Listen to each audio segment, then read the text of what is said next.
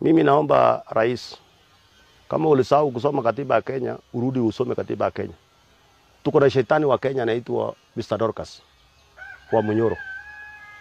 Penye imefika lazima sheria ichukue mkono wake.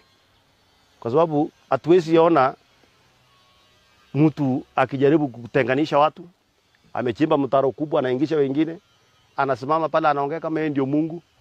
Hiyo power uko nayo Rigiji temporary, muda kidogo tu hiyo yenye uko nayo hiyo.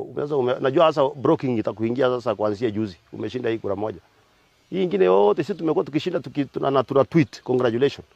Sisi timu yetu tulitweet congratulations immediately. Badala unyamaze, ndio hiyo sasa unatuzi. Wale walifanya siasa ya amani. Wale walikusaidia wakati ile nyingine ndio kwa naibu rais.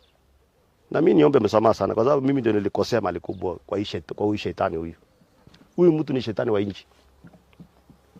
Huyu mtu ni shetani wa nchi. Hata kama unaomba kura. Sasa hata ukijifanya ati sasa okay umesukuma watu ya mlima sawa. Hiyo kura mlima itakutosha wewe Rigiji kama ungekuwa unawania president na utatembea kwingine. Mara unaongea kuhusu Waluya sijui nini, mara unaongea sijui kuhusu Wajaluo sijui nini, ulikuwa unasema siku nyingine hii maendeleo mnapeleka huko sijui, mara unasema maneno ya shares. Ndio hii sasa umefika kwa watu wako. Mimi nataka niombe watu wa mlima kwa heshima kubwa sana. Muombe Mungu awafungulie macho.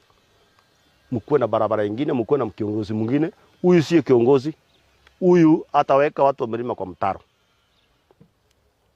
Na hiyo ndio nimeitana leo nikuje niseme kwa sababu nimeona akikashifu ndugu zangu wenye walikuwa Olkalau.